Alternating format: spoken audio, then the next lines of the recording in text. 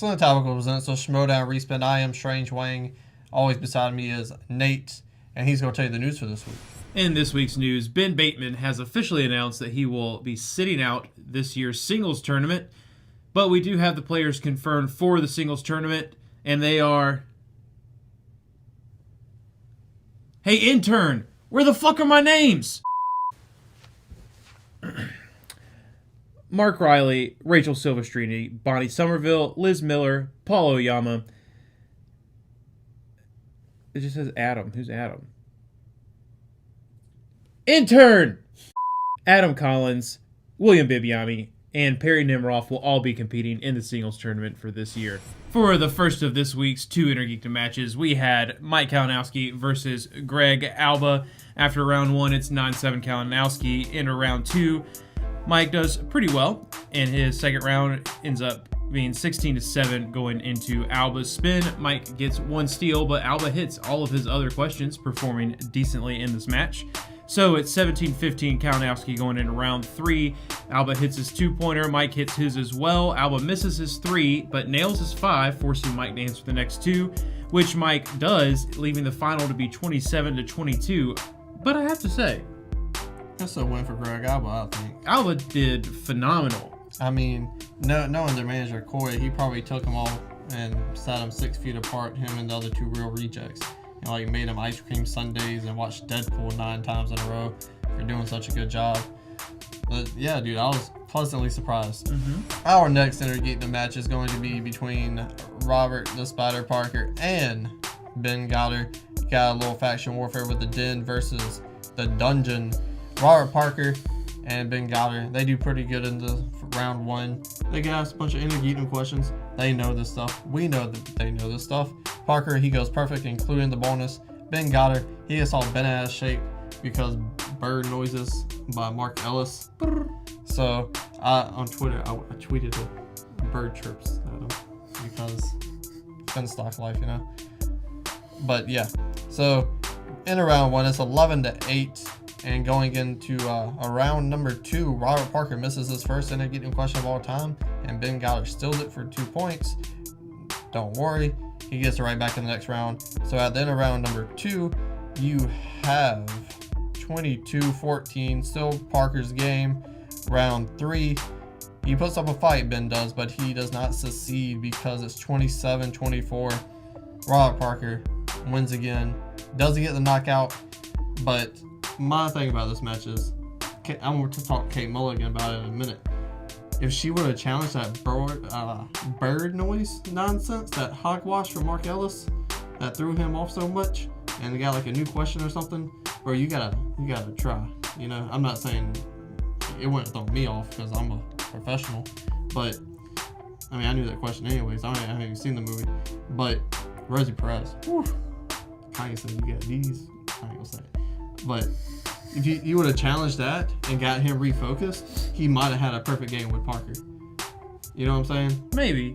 But I mean, like, You gotta shoot your shot.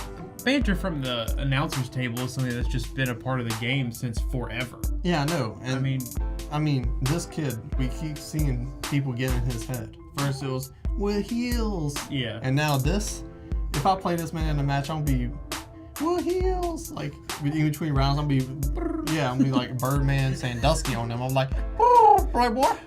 Like, but this week we're about to talk to Kate Mulligan. So here's the interview. Let's get down to brass tacks, Kate. Wouldn't it make more sense to challenge?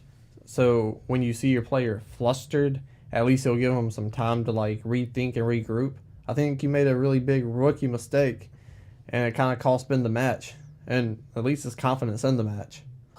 Well, you know, Ben's a heel, and I'm trying to teach him some tough love, and not to let things get to him during the game. So you're telling Strange Wayne you're taking tough love off of winning a match, getting points on the board for your faction, getting one step closer to a championship because your faction doesn't have any championships, and you're taking tough love over that possibility? You've seen Ben's past matches. He's a lot of W words. He's kind of a wimp, weak, weird, whiny, and when he puts on his PJs, he's a Wookiee. We have a better chance of winning in regular movie trivia matches, So this was a much needed lesson. What if Mark Ellis asks another bird, like if he asks a question about the birds or One Flew Over the Cuckoo's Nest or Bird Cage, what are you going to do then? Oh, well, if that happens, then Ben's gonna caw caw caw at him. Does that... Caw. Hey, listen to the question.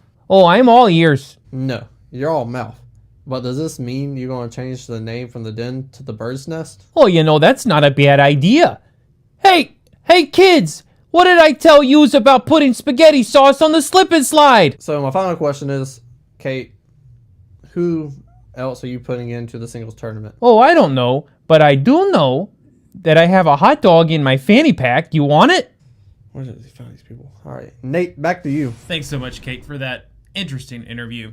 On to this week's Star Wars match, Laura Kelly versus Ace Cabrera. In round 1, Ace hits the perfect round. Laura only missing 1 question. It's a good showing. Ace also hits his bonus as well, so it's 11-9 Cabrera going into round 2. Ace first gets Rogue One. He's perfect in his round 2. Nails all of his questions for 2 points, 21-9 into Laura's spin. Lands on mixed bag. We have a challenge on the second question. At this point, it's like, what's a Star Wars match without a little controversy? It just doesn't happen anymore. That challenge ends up being upheld, so Laura keeps her 2 points, and she is also perfect in round 2. So it's 21-19 heading into round 3. Before round 3 starts, Winston tries to go back and challenge the question they got previously challenged, saying that he didn't like the way that the question should have been answered. But he also said he challenged it and they just didn't see him. And they didn't see him. Which I think that's kind of... That sucks. That's I don't know. It's a bummer. And personally, I think it's a dumb challenge anyways. Because his whole point was the question had technically 2 correct answers. But for the majority of the time, every time we've seen a question that has 2 correct answers in the Schmoedown, the question would specifically state, we need both answers.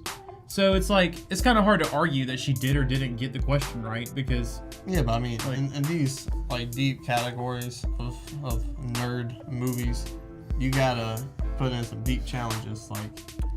Oh, but and there are plenty of opportunities for that in the Star Wars I respect it. division. Yeah, I don't disrespect it either, but I'm glad that they shut it down. Laura hits her 2-pointer. It goes back to Ace for his 2-pointer.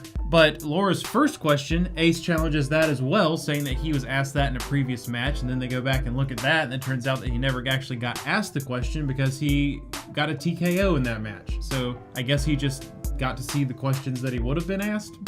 Well, that happened with a Shire Wolves match, if you're familiar with them. It's familiar. And they was like, hey, that question's been asked. And it turns out they were studying last night, and that was one of the questions they studied. So how they got their hands on the questions, I don't know. But Emma Fyfe was a little shady back in the day. Yeah, locked herself in a closet and blamed it on Gucci. Regardless, both competitors go perfect in round 3, hit all their questions, but Ace, maintaining that perfect game throughout the entire match, comes out with the win, and he does indeed have the most perfect game that you could possibly have. The first perfect game in a Star Wars match, too. That's true. He hits every single round 1 question, hits his bonus, all 2 points in round 2, and nails all 3 of his round 3 questions. Laura performed very, very well, but I mean, you just can't beat perfection. On any other day, she would have won that match. It's true. Without a doubt. I had her winning the whole thing. So my bracket's like thrown out the window, ran over by 18-wheeler, and then like got Pet Cemeteried back to life and killed again. Yikes. But regardless, Ace will go on to face Andrew DeMolata in the final for the Star Wars tournament. That's it, right? Yeah. I mean, we're professionals, Nate. Thanks so much for watching the Schmoedown Respin. And as always, remember to like, comment, share, and subscribe.